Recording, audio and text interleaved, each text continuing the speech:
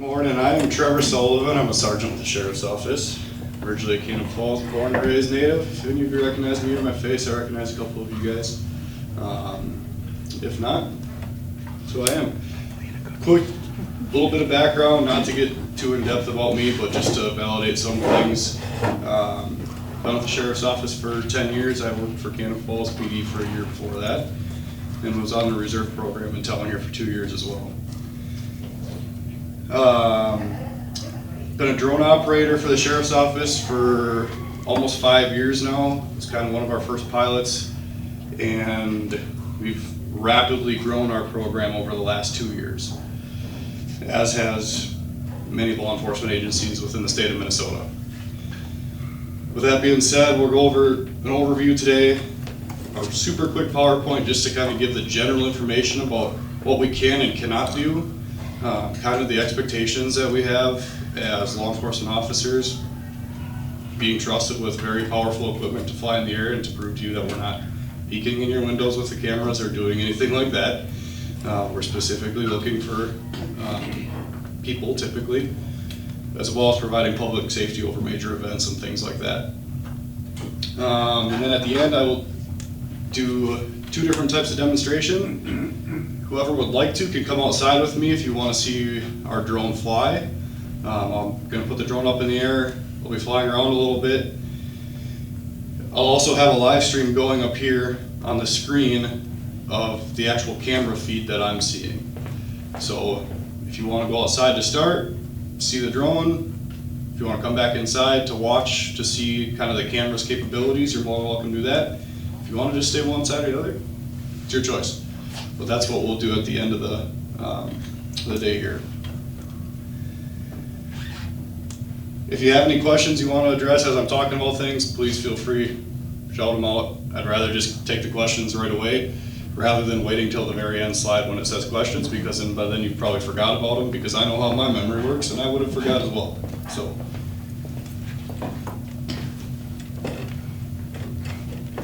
we'll start. I'm just going to talk about our 3 drones that we have here to start. We have 5 drones in our fleet. The 2 other ones that I don't have here are drones that are just kind of slowly being phased out. They're getting older. The technology has been superseded by other things. And that starts with what we call our Avata 2. Purpose of this drone is an interior drone for inside structures. So its primary use is on our SWAT team. That's what we would send into a residence or a building and look for a subject that may be inside that we believe to be inside, to safely locate them, so we no longer have to send in an officer, a deputy, or anything like that, especially if it's a potentially armed subject or combative subject. We can now put a piece of technology into that structure instead of risking our own safety. Beyond that, it's phasing out. This is now phasing out even putting a canine into structures. The canines still have their use in everyday law enforcement, but we would rather take the chance at a drone being destroyed compared to even a canine being injured. I would assume a drone is cheaper than a canine. Much cheaper, very much so. That drone there, with all the accessories that it comes with 4 batteries. That's flown. This is flown different than any of our other drones. It's flown by headset. It's called a first-person view drone, so you actually wear this headset like it's virtual reality. And it's controlled with this remote, all based on movement. So, just wanted to show that because it is different than what you guys will see when I'm flying outside. But like I said, this drone costs about $1,800 for all of its accessories. So the drone alone, if someone took a baseball bat and tried to hit a home run on that thing, we're probably looking at $100 or $1,000 to replace it, compared to a canine with its training, training the handler, you're probably easily in the $20,000 range. So. Yeah, virtual reality, so the drone is in the building, but you're outside and you can see where everything. Yep. And all of these connect to the same live streaming software that you guys will see here today. where I can send a link out to as many people as I want. I can send one to each one of your guys' cell phones that says, click this link, and you can see the active live stream of what that drone is seeing inside wherever it is. Exactly what I would be seeing in that headset. Is it infrared on any of that? Yeah, So not on that one, but on this one that we're going to talk about next and moving up to our bigger one too. This drone is our newest drone. Proud to say we're the first law enforcement agency in the state of Minnesota to get our hands on one of these. It's the smaller version of our M30. This is called a Matrice 4T. It's ironically almost just as powerful as what that big drone is, other than it can't fly in the rain. That one can fly in the rain, this one can't. The little kind of eyes you see on it here is a spotlight. That spotlight gimbals with the camera, so wherever the camera is looking, that spotlight's also looking. This camera, as well as the next one, is thermal, so it has heat sensing technology. This is the primary use on these two is searching for people, on top of event safety, but these are our two drones. If we're going to find somebody, these are the two drones that we're going to put into the air. The thermal capabilities on it,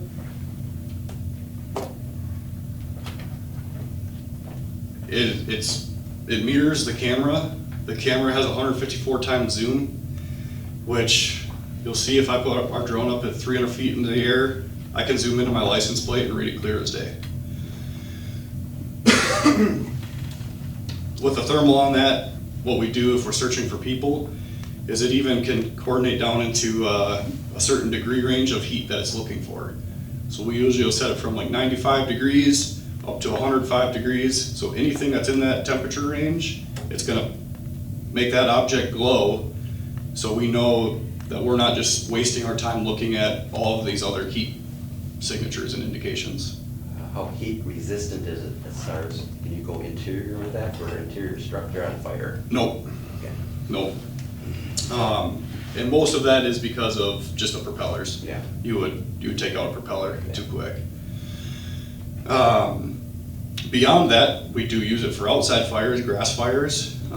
These have become important. Red Wing Fires actually put drones into their fleet, as well as other fire departments. When you're talking about trying to work on a grass fire or a woodline fire or even a small forest fire like we've had out in Welch and out in the Wakuta area in the last few years, putting a drone up is way faster to identify where that fire is moving to than trying to get people walking in through these areas to find where the fire might be and might not be. And same thing, we can change that temperature range to look for fire instead of people. And then the big one, like I said, it's the comparisons between the lighter gray and the darker gray one there, extremely similar. The darker gray one has a little bit more runtime on the battery and can fly in anything more than a heavy rain, or anything less than a heavy rain. So even when State Patrol can't come down with their helicopter because of the weather, we at least have hopefully an alternative to be able to put a drone into the air. And we take in, what are we looking for? How serious is the event? And the risk of, is it going to potentially damage the drone? Or is the public safety outweigh that where we're going to take that risk today to find this individual because we can't have them running around? How does it detect a person from an animal? My eyes. Your eyes, Yep. because you're looking at it. Yep. How about in a cornfield that's like 8-10 feet high? So it depends on the season. So if you're talking in that, July and August is our hardest time to find people because trees warm up and they hold heat. The corn holds heat forever. So if those things are holding heat in the daylight, we're gonna be using just the color image, not thermal technology to try to find them, which if someone's down below that corn line or hiding in the woods, it's gonna be difficult. Beyond that, if it's, the corn's drying up or it's still fairly low, below shoulder height, we'll be able to identify a person in there. Yep.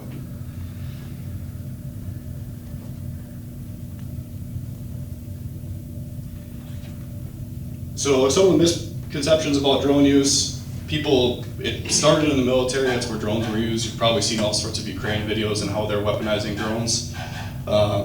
It's a completely different reality and overlooked in law enforcement how we're utilizing them.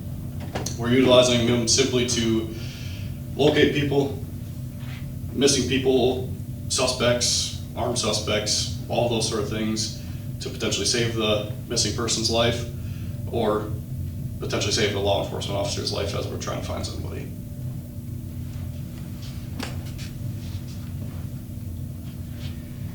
So the FAA is who regulates our use of drones. Nobody owns the air, but the FAA regulates it. So there's always questions over citizens and where they can and cannot fly. Or, hey, my neighbor's flying a drone over my house. There's nothing that actually technically stops that, because you don't own the airspace over your structures. We'll see where the laws go with that in due time. We don't recommend shooting them down either, because that's illegal. Question. Yep. Can you haul anything with this? Can you pick something up and haul something, like say if somebody goes through the ice, would it be possible To bring a life jacket to them. To a life jacket So- or a rope? Yep, so by FAA regulations, no. However, as a government agency, we can get exceptions to the FAA's regulations. And private companies can too, but government agencies, something like that, we can get a pretty quick exception to be able to do that. It's actually in the process where the FAA is monitoring their rules and regulations that we're anticipating that that's just gonna have a broad overchange for law enforcement in the future, where we can now carry life-saving devices or, bring a rope to somebody that's hung up on a tree or whatever it may be to utilize the drones. Our current drones we have do not have any sort of dropping technology. Yep. So because we're regulated by the FAA, we have to take a pilot's test. That pilot's test is actually just a step below flying a small engine airplane. I'm flying a drone and standing on the ground. So we have to know weather and how weather works. We have to know how airports completely function inside and out, how air traffic is controlled between the different airspaces that are used by commercial flights, all to fly a drone. So it's an intense process. You have to go into a proctoring center, empty out your pockets, all the good stuff, just as if you were learning or going to take a test to fly a plane. And that's actually required for anybody in a government agency or that simply makes any sort of profit with their drone. If you utilize your drone to take pictures of real estate and those pictures are used to sell a house, you technically have to be certified through the FAA to do that. We have to fly below 400 feet and maintain a visual line of sight of our drone. There are some exceptions to that as well, where we can apply for some specific exemptions for the line of sight, which at night we can see our flashing lights, but as soon as we're talking about looking over wood lines and stuff like that, we lose that line of sight pretty quick. What's the altitude capability? So these drones will fly over 2,000 feet into the air. They'll fly out away from me up to 3 miles with ease. They'll go further than that, but you'll start having reception issues. Obviously, both of which we can't do. Can you, say if you need to go up further than 3 miles, can you station somebody 10 miles or in between and you can? As long as we have a direct line of communication with them. So with us, we have radios on us at all times. So if I say, hey, Mitch, my drone's coming overhead of you, can you see it? He says, yep. Now we've met that requirement of maintaining our line of sight. Control it from there. He wouldn't be able to control it just but to see it. Okay. You have to actually be in physical control of the remote. Okay. Yep. Just a really quick breakdown of what we're able to do without a search warrant in the state of Minnesota. To fly a drone in the state of Minnesota, there's 11 exceptions to the search warrant requirement. So the law says that you have to have a search warrant just to fly your drone. However, if it falls in these 11 categories, you now don't need to apply for that search warrant. Most of what we do, we're not using a search warrant because it falls within those categories, unless it's a pre-planned event where we're actually going to draft that search warrant and submit it to a judge. Those being emergency response where it involves a risk of death to somebody, or a risk of death or harm to somebody. Public events with heightened safety risks, that's our county fair. We could even fly at the Cannon Falls Fair, where there's just those larger crowds. Like Volksfest, things of that nature where there's a larger gathering and we want to be able to monitor that from the air. What we cannot do, and there's actually a specific restriction on, is flying over any sort of civil unrest. So if there is a riot, or even just a civil protest, we cannot fly over that without a warrant. If property is being damaged, buildings are burning, we have to take our time to sit down and write a warrant to explain to a judge why we believe that the drone will be useful.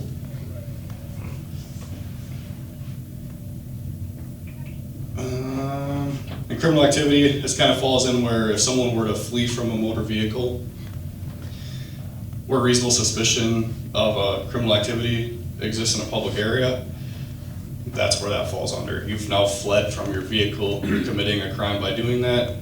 We're now going to put our drone up to fly overhead. I'm not going to read them, but these are the bullet points that are all the specific examples of when we could fly a drone. Kind of covers everything. One that's not listed on here because I didn't update the PowerPoint, but as of August 1st, they added to a specific one for locating a missing person. We previously utilized, and law enforcement agencies utilized, the risk of harm to a person if they're missing and the family's concerned about them. Well, they could be out. If we don't find them, they could get hurt. They could, they might need medications, whatever that may be. The state's at least now cleared that up where we can just fly because they're a missing person.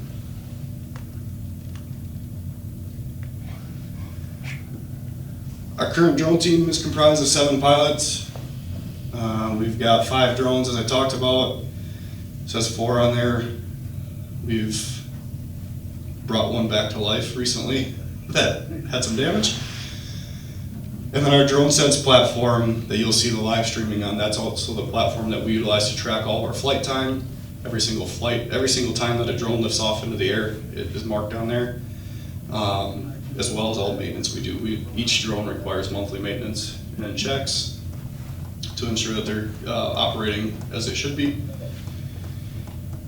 We have to do all of that because at the end of every year, we have to submit a report to the Minnesota BCA that says exactly how much money we've spent on our drone program for that year and exactly how many times and what for that we've flown the drone for. So the reporting requirements are fairly in-depth, but to have the accountability that we're not using these incorrectly to do the wrong things in our profession is why that's there. I already kind of talked about some of the deployment capabilities through questions, but the drones will run for 20 to 45 minutes based on the battery life. Where that is such a wide range is because it's all dependent on the temperature outside and the wind conditions. And while it may seem nice and calm on the ground, what the wind is 300 feet up in the air, and especially if you were maybe over a bluff or something like that, is completely different.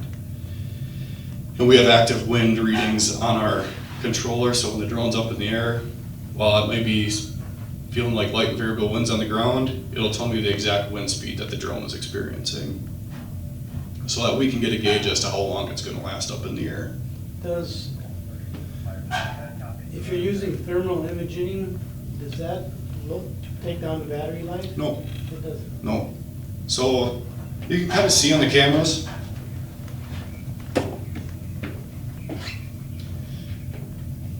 Every little lens in there, they're all working at the exact same time. So I can toggle between what I'm trying to look at, and you guys will see that when I put the drone up in the air. But all the cameras are always working at the same time together. And they're also, if I'm recording, they're all recording. Even if I'm only looking at the thermal imagery, it's still recording the color normal picture that you would see too. And then night operations, like I said, we have the flashlight or the spotlight on our medium-sized drone here. And at the end of the year, beginning of 2026, we'll also have a spotlight on our larger one.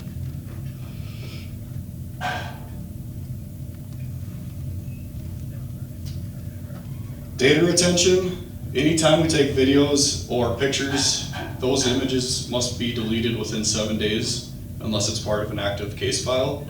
Active case file meaning it's literally being utilized through the courts, through our investigation, what have you. And then once that is done, we have to delete them once it's resolved in court. We use all DJI drones. If anybody has any drone knowledge, DJI drone is a Chinese-based manufacturer. With that, the government, as of 2024, put regulations on drones and law enforcement use that you can no longer utilize, you can no longer apply for grants through state or federal funding unless it's a USA-made drone. And the concern over that is the data. What we're seeing, do these other countries and manufacturers have access to that? All those sort of things. I have my opinion, I don't think it is, but just the way, knowing how the technology works, there'd be no way for them to actually tap into that drone and access it. However, that's stipulations right now. They didn't ground these drones, they aren't garbage because they put those restrictions out. It just simply said they're no longer going to give you funding for it, so it's coming out of your own checkbook. And then there's a far out year range where as of X year, you can no longer purchase them anymore. You got to now transfer to a USA-made company. There's a lot of pushback to that right now because if you took, we'll just start with our medium drone here. That's a $7,000 drone, the light gray one.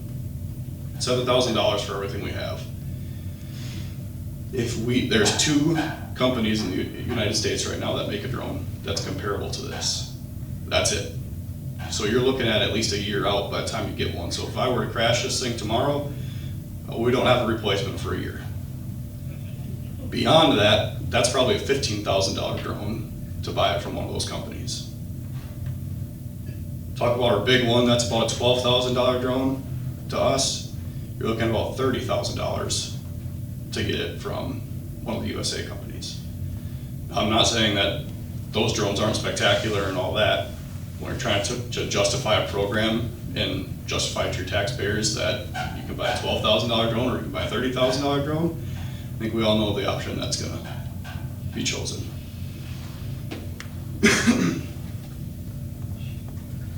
In the future of drone response, state of Minnesota now has 3 law enforcement agencies utilizing what's called as drones as first responders. There's a ton of paperwork and FAA exceptions that have to come into being able to utilize this. But this image here is what it actually is. That's a docking station that goes on top of a roof, or if you've got a nice flat open area in your city that you could utilize that's safe. An emergency call comes out. Maybe it's someone's attempting to break in a door somewhere, and as those squad cars start responding, that drone is also lifting off into the air by itself and starting to respond to that address. As we all know, a straight line is your fastest response. So if I can get into the air and drive straight there, instead of having to go through all the city streets, the drone's gonna beat you there even though it's driving slower. How fast? What's the speed capability? So these 2 drones are about 30 miles an hour. The small one's about 60 miles an hour. The drones that are coming up out of these, they're in like that 45 mile an hour range. So they cruise. The tethered systems, we do have some agency partners that we work alongside of. If we really needed one, we could get our hands on one of those for a major event. All that is, it's a drone that goes up in the air and it has a power cable that's attached to it that'll go usually around 250 to 300 feet up. And it will fly until we tell it to come down, because it's not running on the batteries. So, State Fair utilized them this year for the first time for some events. It's just an option that's also becoming part of the drones. And the integration, like I just talked about, these drones are becoming smart enough where they can plug them into our computer system that we have in our squad, and they can dispatch a drone just as they dispatch an officer. So, pretty impressive technology that's happening, and it's happening very fast. Beyond that, are there any questions I can answer about our drones? What is wind speed? Did you mention something on that? What you can fly? How Yeah, so typically anything under 25 miles an hour, we're okay. you can 20 control to it 20. with that? Yep, 20 to 25 is difficult, and our battery drains fast. That's where we kind of get into that determination of the public safety risk that we're searching for, or the potential harm, like on a missing persons case. Is it worth that risk? And then usually anything below 20 miles an hour, we don't even consider it, and we're just good to go. I got another question, and I forgot it. I told you, if you wait till the end, you'll forget. Oh, I have another question. In the water, He'll come can to it you. detect? Wait. No, probably not. Like in the bottom of a lake or? So drones have been utilized to find drowning victims. It depends on the depth of the water. The two cases I know specifically, the water was less than 8 feet deep, and the person was found within 30 minutes of the drowning report. Or I'm sorry, the last time they were known to be above water. The ways that works is depending on the water temperature and your body holding enough heat that it's warming up that water around you enough for my thermal to see you, or in one of the cases the water was just clear enough where they were able to pierce down through and see. So we had a drowning this summer out in Lake Pepin, just north of Lake City, and we flew our big drone for 4 hours overhead of that, just because the depth, what we thought we would maybe be able to see the victim underwater, and we were seeing at least 4 feet down, 4 to 6 feet down, where you could see fish swimming and turtles swimming and all that. So it was effective, it just didn't work that day.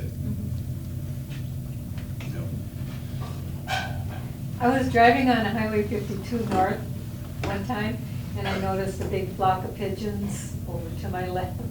And I'm looking at them, they were really traveling fast, and there was a little drone right behind them. Sure. Going after it. Yeah. It was kind of funny. Yeah, I'm surprised the pigeons weren't turning around and going after the drone. Oh, really? Yeah. Oh, shoot. I guess I don't know much about pigeons, but hawks and eagles are something that we Oh, genuinely have to watch for, holy shit. because they will take our drones as a threat and try to fight them in the air. So there's been, amongst all of our pilots, I've had it happen to myself 2 times, where you're up, you're flying over a wood line, and all of a sudden you see that bird come out of the trees and it's going right towards your drone and it starts circling it. And Do you have video of that? no, I don't think anything that I would have saved. Oh, I like that. Usually when you see that bird starting to circle, you just bring your drone back so it doesn't Oh. crash. Okay. If you land the drone, does that take care of it? Yep, yep. They'll just essentially kick it out of there, hovering around. It's typically because it's territorial and you may be over their nest area. Sure. I remembered my question. You say that this is all controlled by the FAA? Yep. Okay, what about your maintenance? You have to have certified people work on them, or? No, No? so we have, DJI puts out a process for what you should be looking over as far as like your monthly checks go. So we kind of just follow that guideline. And then beyond that, like actually our small one here tomorrow is getting sent out to a company in Ohio, a reputable company that services public safety drones, to be repaired. So we have some, depending on what is wrong with it, there's certain places we know that we can send it to. It's not something that any of us, because of the such small technology and wiring systems that are in there, that we would ever be able to touch when there's an actual malfunction. Well, like small planes, they actually have intervals that they have to be. Yep, You have that on these? no, Nope. nothing on that. You mentioned the battery power going out, aren't these replaceable batteries? Yep, Okay. yep, so all the you batteries.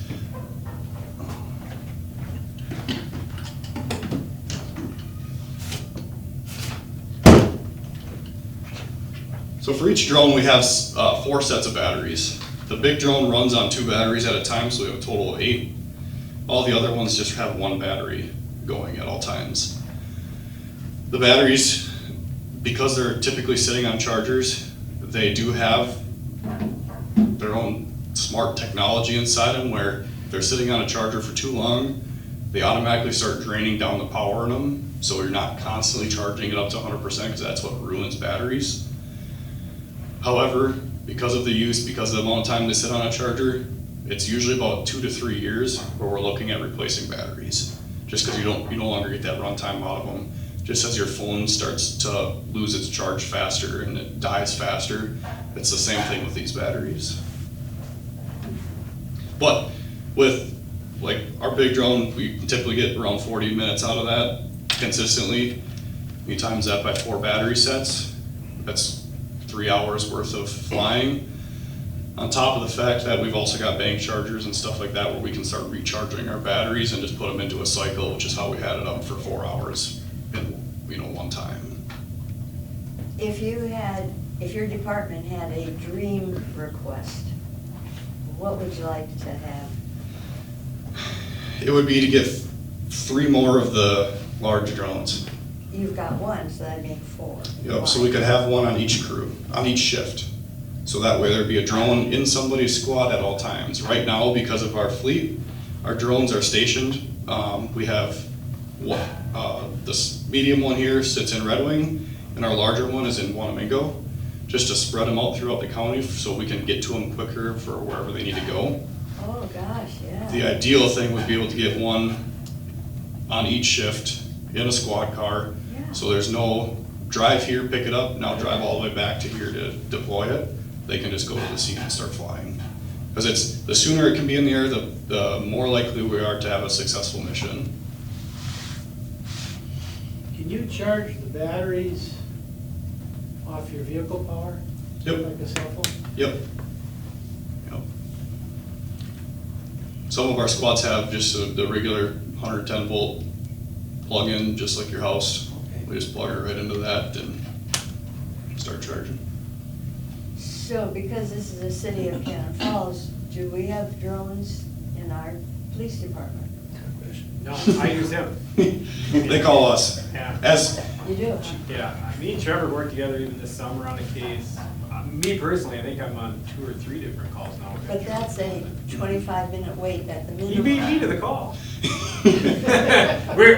So we had I could answer. a few of our pilots that day on the call that Mitch is talking about. I had the drone in my squad.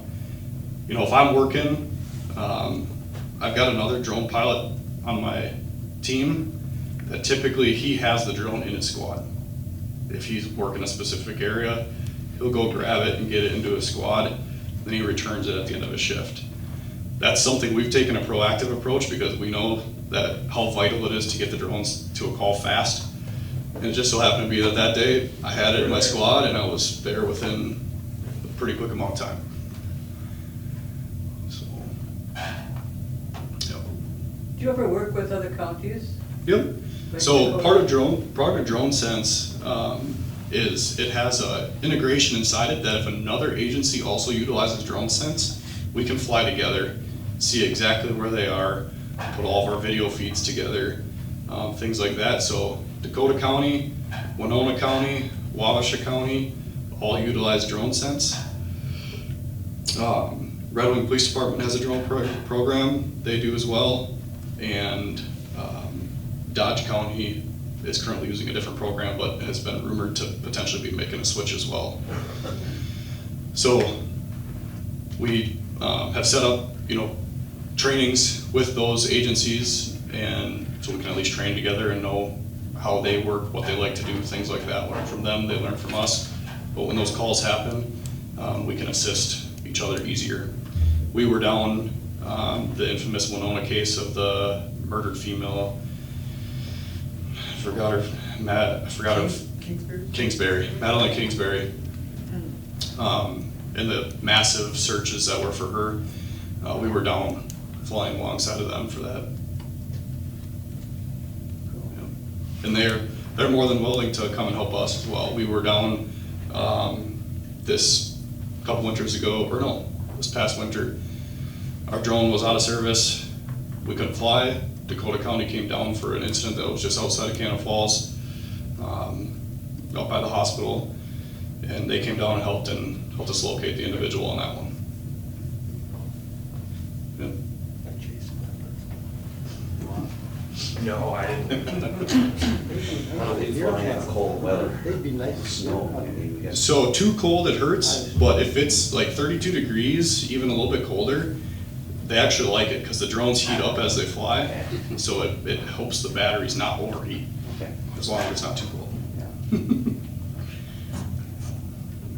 If you have to land, can you land in the woods or on water? Nope, it's gotta be on solid, flat ground. Yep, if it was like an emergency, where I knew the drone was having problems and I need to get it down, I still wouldn't land in the woods, but I could take if it was tall grass or maybe even some shrubs, I would take that risk to put it into that and know that I'm probably gonna break some propellers, but those are cheap to replace. They're just essentially a hardened plastic. So, yeah, otherwise it could be nice flat ground. Any aircraft that's remote controlled, is that a drone? Because Yep. I see the government has like planes with, So, they call them drones too. yeah, Unmanned aircraft. you'll hear two terms. You'll hear drone and you'll hear UAV or UAS. Unmanned aircraft system is UAS. If you're talking to a military guy, they might say a UAS, UAV, because they like their abbreviations, but they're a drone. But it's like on the TV, almost always I hear drone. Yep. That's the term is definitely transitioning to drone. Military can go farther, and some of those are carrying payload. Yeah. Way That's a further. whole different baby, so yeah. Yeah. It's just a lot. Their controls are way out. Yeah, they're Way going further along too. with it, and usually have other stuff on board. Yep. Yeah. We are well behind. Yeah. The question came up before we started, and this is a very common question, so I'll address it, about putting any sort of weaponizing platform on here. There's a case out of Dallas where the 5 Dallas officers were shot and killed by a sniper during a city event, and they utilized a robot to breach into the sniper's apartment and effectively blow him up. That's illegal now. You can't strap any sort of munitions onto any sort of robot or drone.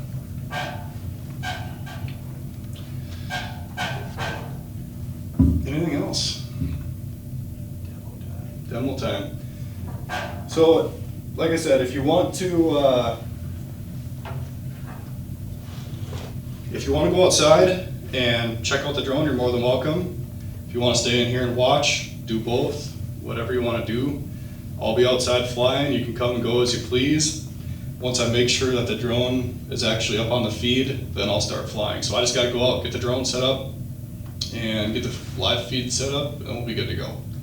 Are you limited in the city about where you can send your drone? Yep, so you'll see I'm not gonna be moving around too much because I'm gonna be right over this public parking lot. That's what I was wondering. Yep, so anytime we do training, one of those exceptions we have to that warrant, needing a warrant to fly, is training over a public area Oh. or private property with written permission. Okay.